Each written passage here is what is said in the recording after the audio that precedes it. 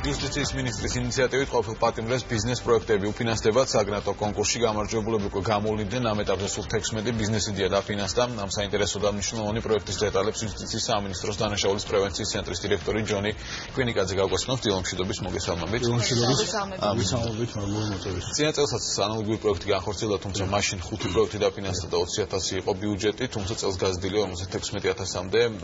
რას ნიშნავს ეს პროექტმა გაამართლა შარში? დიახ, ეს ნიშნავს, რომ 5-ვე ბიზნეს იდეა მოქმედია, საწარმოები ფუნქციონირებს, ყოფილი პატიმრები არ მხოლოდ საკუთარ საჭიროებს ყოფილებმა, არამედ შეუძლია სხვასაც დაეხმარონ ამ წინა 5 ბიზნესიდან. ორი განსაკუთრებით კარგად განვითარდა. დასახის ბიზნესები არის ეს თუ შეგიძლიათ წინა 5? კი ბატონო, და განვითარებული ბიზნესები გამოყოთ. კი ბატონო, და განსაკუთრებით ერთი შემთხვევა, რომელიც ყოველთვის ამას არ მეზარება ამის აღნიშვნა. ერთ-ერთი არის 26 მაისს და 2 ცხედარი, რომ თავისუფლების მეტროს გორეზე მაღაზიის თავზე აღმოაჩინეს. იმ მაღაზიის მფლობელი არის ბატონი ოლეგ ჟვანია, რომელიც 5 თვის განმავლობაში დაპატიმრებული იყო და აწამეს იმის გამო, რომ აღიარებინა, რომ გადახსნილი კაბელები იყო დენის და თქონდა ის არ იყო და ის ამას ვერ აღიარებდა, ამის გამო ის აწამეს. ჩვენ მას მივეცით ბიზნეს გრანტი, მან სახაჭაპ, მას ჰქონდა იქ მაღაზია, მოქმედი იყო ეს. ანუ გარკვეული გამოცდილება მას ჰქონდა. კი, ჩვენ ამას აქცენტ ზუსტად ამას ვაკეთებთ, რომ არ აქვს გამოცდილება და მათ დაუფინანსებთ. თავი დავალება მიჭირს გახსენებთ წინა 5-დან ასეთი არ იყო, მაგრამ ამ 16-დანაც ვფიქრობ ესეთი არ იყო. აი რაღაც აქტივობა უნდა ქონოდა. შეიძლება აქტივი არ ქონოდა, ანუ თქვათ რაღაცა ოლეგ ჟვანიას გავს მაღაზია არ ქონოდა, თავისუფლების მეტროს გვერდზე ეს უკვე დიდი აქტივია ხო ბიზნესის წამოსაწყობად საკუთარება შეგვიძლია. მაგრამ გამოცდილება მაინც რაღაც უნდა ქონოდა. მაღაზიის გარდა კიდევ რა ბიზნესი შეგვიძლია? წინა 5-დან ეს იყო ხაშურში არის ფეხსაცმელების წარმოება, დილომში არის მასაჟის სალონი გავხსენით, მასაჟისტი იყო ცნობილი და არ ვიცი რაზე იყო დაპატიმრებული აღარ მახსოვს. Xerox-ის და პრინტერის პრინტინგის სერვისი, დიახ, GPS წინ არის გარანტირებული შემოსავალი. ძალიან კარგი. ჩვენ გვაინტერესებს, დიახ, როგორ მოხდა ამ პირების შერჩევა, რა ეტაპები გაიარეს ყოფილმა პატიმრებმა და პრიორიტეტი გარდა იმისა, რაც თქვენ უკვე აღნიშნეთ, რა კუთხით მიენიჭათ? კი ბატონო, მოგახსენებთ, ანუ განსაკუთრებით წარმატებული არის თავისუფლების მეტროს გვერდზე ეს ოლეგ ჟვანია, სახაჭაპური და ეხა სანაპირას დაუმატებს ამინდის. გაწევდება. ხო. და თეთრი წყაროში არის მეცხოველეობა, კოოპერატივი შექმნა უკვე მერაბ ზერკვაძე ეს პოლიპატიმრის სტატუსს განთავსებდეს წინა 5. ეხლა შეხება შერჩევას, როგორც იმ 15-ის, ასევე ამ 16-ის. ესენი არიან ჩვენს იუსტიციის სამინისტროში ფუნქციონირებს დანაშაულის პრევენციის ცენტრი ახორციელებს ამას. ყოფილ პატიმართა რეაბილიტაციის სოციალიზაციის პროგრამა, ეს არის სახელმწიფო პროგრამა, ბუნებრივად სამთავრობო პროგრამა. ჩვენს პროგრამაში ჩართვა ნებაყოფლობითია. განთავისუფლებამდე ხვდებით ჩვენ ყოფილ პატიმრებს უკვე საპატიმროში 3 თვე ან ნაკლები როდესაც დარჩენილ განთავისუფლებამდე, რომ მივაწვდოთ ინფორმაციას, რომ გამოდის, მან არ იცის რა მისამართზე იცხოვრებს, არ იცის რა ტელეფონი იქნება და ბუნებრივად ჩვენც მისი მოძებნა გაგვიჭირდება მაშინ, ამიტომ ჯობია მან იცოდეს ჩვენი მისამართი, სახებზე გვიცნობდეს, რომ ნდობა ახურძლად ჩვენ არ ვიყოთ მისთვის რაღაც აბსტრაქტული იუსტიციის სამინისტრო, არამედ კონკრეტული სახე. ბატონო, აქტიობა როგორი, ანუ იღებენ მონაწილეობას რეალურად დაინტერესება არის მზარდია ეს შარშანათან პროგრამაში თუ ბიზნეს გრანტების ამ პროგრამაში წარმოადგენენ ბიზნეს იდეები და ჩაერთონ ამ პროექტს და მიიღონ დაფინანსება. ანუ ორი სხვადასხვა რაღაცა, ეს ბიზნეს გრანტები ეს არის ყოფილი პატიმრების დასაქმების ერთ-ერთი სახეა თვითდასაქმება, ანუ ამას ემსახურება სწორედ.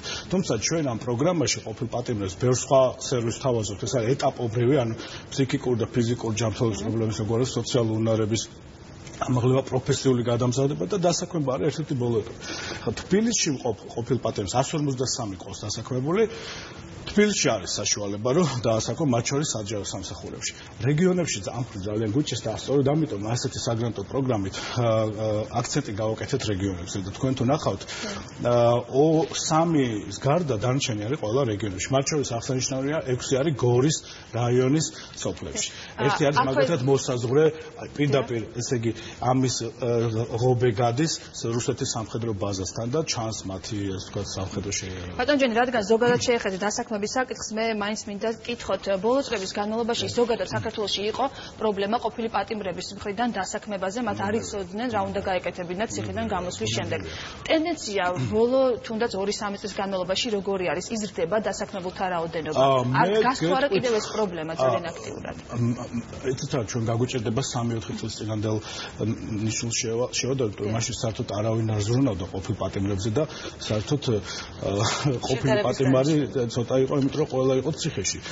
დღეს უკვე ბოლო 2 წელია, 2012 წლის ნოემბერში შეიქმნა იუსტიციის მინისტრის ინიციატივით ეს პროგრამა და ჩვენ შეგვიძლია ბოლო 2 წლის მაჩვენებლებით ვიმუშაოთ. მკვეთრად გაიზარდა ბოლო 5-6 თვის განმავლობაში და რატო? იმიტომ რომ გვენდობია ყოფილი პატიმრები, ან ჩვენს მიმართ ნდობა გაუჩნდათ და მაგალითად რაში გამოიხატება ეს? ერთობიან პროფესიულ გადამზადების კურსებზე. ანუ თავიდან თუ იყო რომ არაფერი არ მინდა შეგან პირდაპირ დამასაქმებელო შვილი მეუნება რომ შეა, მეუნებით რომ გვიჭირს პირდაპირ შენი ასე დასაქმება, უნდა გვენდო. ანუ ეს თქვა სამკვირიანი სოციალური უნარების ტრენინგი, რაც მათ თქვა წელში გამართული დადიან თვალებში ყურებენ და უნდა გაიარონ. საზოგადოებაში ისე იქცევია რომ შენ მისი სამსახურში წაყვანა აღარ შეგეშინდება, ეს აუცილებელია. პროფესიული გადამზადება რაღაც კონკრეტულ პროფესიაში, მაგრამ ბევრი გვეუბნება ხოლმე და მე ისეთი განცლება მივიღეთ ციხეში, წავიკითხე მთელი ბიბლიოთეკა, როგორ უნდა მომიზებნო. ეხლა დამსაქმებელს როგორ უთხრა რომ ამ ბიბლიოთეკას მას უნდა კონკრეტული პროფესია, კონკრეტული საქმე შესასრულებლად. როდესაც ბიზნეს საქმიანობას იწყებენ ეს ადამიანები, შემდეგ თუ ეხმარებით რომ რაიმე კონსულტაციები გაუწიოთ, იურიდიული დახმარება, აქტიურად ხარ თუ არა ჩართული, თუ არ ითვალისწინებთ. დიახ, მაგალითად აი ოლეგ ჟვანიასო დაუბრუნდი თავისუფლ ნოტოს გვერდზე, მათ სანიტარული საფრთხეების ნორმებთან დაკავშირებით აქტიურად ვეხმარებოდით, რომ ეს არ გამოსულიყო, რომ ჩვენ 4000 ლარი მივეცით და იმას დაეჯარიმებინა უფრო დიდი ხანი. მაქსიმალური თანხა არის, რითიც ფინანსდება თქვა პროექტი. აი ეს 16 გრანტი ახლა რომელიც გავეცით, 500-დან 6000 ლარამდე იყო, მაქსიმალ ჩარჩო და ჩვენ 5000 რაღაც არის გაცემული მაქსიმალური, მინიმალური არის 1700. ამ 16 გრანტიდან პროექტები მაინც ძირითადად 6 არის მესაქონლეობაზე, როგორც გითხარით რეგიონებში. დიახ, რეგიონებში.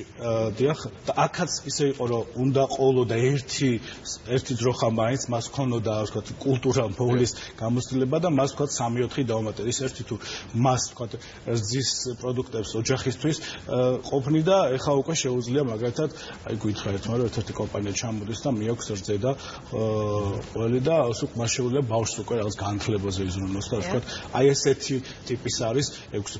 არის მეფუტკრეობაზე, არის მაგალითად ყვარელში საზამთროს წარმოება.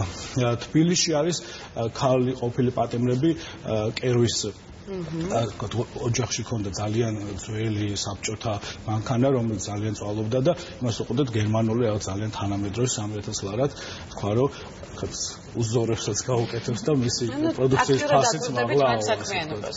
ბატონო, გარკვეული შეზღუდვები მაინც თუ არსებობდა ამ ეტაპების გავლის დროს, მაგალითად რა დანაშაულისთვის იხდიდნენ სასჯელს ესეთთვის პატიმრებს? იცით რა არის? რა დანაშაულისთვის იხდიდნენ სასჯელს, ეს არ იყო, ესე ვთქვათ, გამოკვეთილი შეზღუდვა, მაგალითად ერთ-ერთი გამარჯვებული არის, რომელსაც სახელზე გვარს არ დავასახელე, 28 წელი აქვს საპატიმროში გადაწერილი, 6 ჯერ იყო ნასამართლები. და თვითონ თქვა რომ გვიან, მაგრამ ეხლა მოვედი გონზე და ეხლა უკვე სხვა ცხოვრება მინდა დავიწყო. ეს ადამიანი ალბათ ამნისტიით გათავისუფლებული პირია.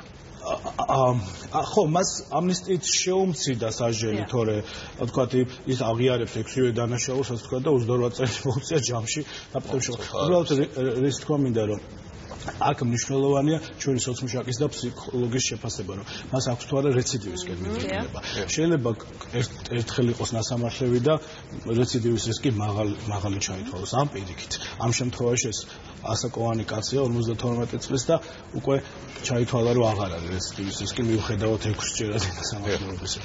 ბატონო ჯონი, საშან 20000 იყო ბიუჯეტი, როგორც აღნიშნეთ, წელს 56000. როგორ ფიქრობთ პროექტის გაგრძელება მომავალში, როგორ გესახებათ?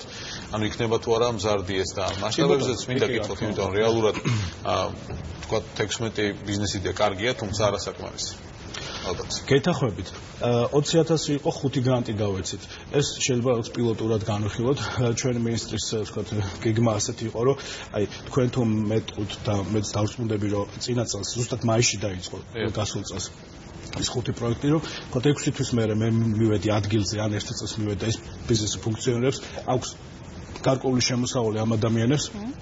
ჩვენ გავზარდეთ. ჩვენ ეს ვაჩვენეთ და გავზარდეთ, ეხლა 56000 გავეცეთ გრანტებისთვის.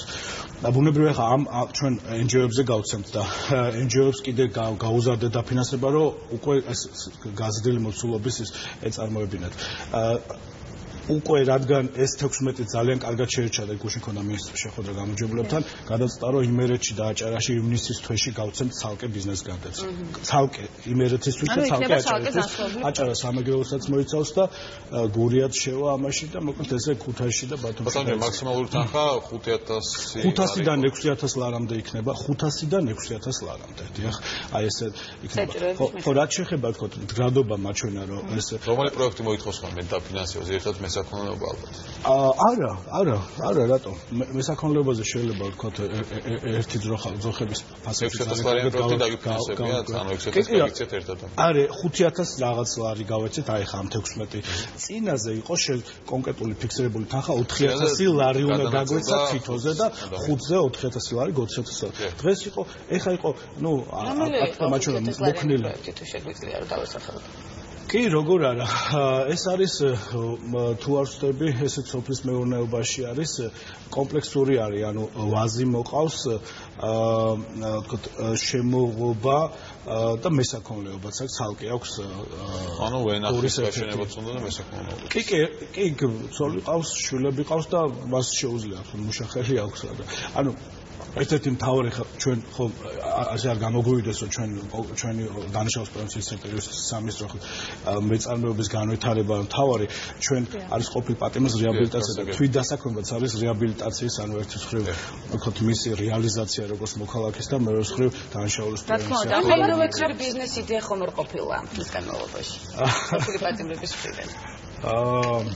კი, როგორ არა, სხვათა შორის აი მაგალითად ნუ არ დავაფინანსებთ ეს რა ქვია მას ორ პატრა ბორბალზე რო დგას სკეიტბორდი, ხო, ოღონდ ის სხვა რამეს ეძახდნენ, ლონგბორდს ეძახდნენ, ლონგბორდს, რომელზეც 2 ან 3 შეიძლება ერთდროულად და გითხრეს რომ აქვს გამოსვლება, გვაჩვენეს კიდევაც გაკეთებული, უბრალოდ მდგრადობა დავაყენეთ კითხვის ქვეშ. მე მაგალითად უთხარიოთ ჩემი 8 წლის შვილს, რომელიც დგას ამაზე თქვენ გაკეთებულს არ უყიდეთ ხო ხა? ანუ წარმოება უნდა ცნობილი კომპანიის და ხო, წარმოება უნდათ, ანუ ვითხოვდნენ მასალებს, ყავდათ უკვე მოძებული ჩინეთში, თქვათ, ბობლის ჩამოტანა ცალკე ხარაგაულში უნდა ეყიდათ ხის მასალა, ასე ეს მოძებული ქონდათ ეს ბიზნეს გეგმაში, მაგრამ ბიზნეს გეგმა იყო აქტიურად მან ჩათვალა, რომ გრადობა ამას ჩავდებდით ამ ფულს, მაგრამ რეალურად არ იქნებოდა ეს რეალურად ხო ვერ გაყიდი, ანუ ეს ბიზნესი არ შედგება. მომავლისთვის იფიქრეთ, რომ ახალი ტექნოლოგიების კუთხითაც, აი ამ სფეროსაც მიაქციეთ ყურადღება და იქნება საინტერესო იდეები. მაგრამ ისიც უნდა გავითვალისწინოთ, რომ ეს არის ყოფილი პატიმრები, რომ მრავალი წელი ციხეში გაატარეს, ეს ნიშნავს, რომ როგორც სოციალური, ასევე პროფესიული უნარები არის ძალიან დაქვეითებული. და ეს არც არის, ასე თითოეული ადამიანი ამას განიცდის, როცა ნებისმიერ შემთხვევაში პროექტი არის ძალიან მნიშვნელოვანი და არა მარტო ეს პროექტი გრანტების გაცემა, არამედ მთელი ეს პროექტი, რომელიც ახორციელებს პატიმრების რეაბილიტაციასთან დაკავშირებით, მე მინდა წარმატება გისურვოთ ბატონი. იუსტიციის სამინისტროს დანაშაულის პრევენციის ცენტრის დირექტორი ჯონი მკვინიკაძე იყო ჩვენი სტუმარი. ჩვენ კი რეკლამის შემდეგ დავბრუნდებით. საბოლოოდ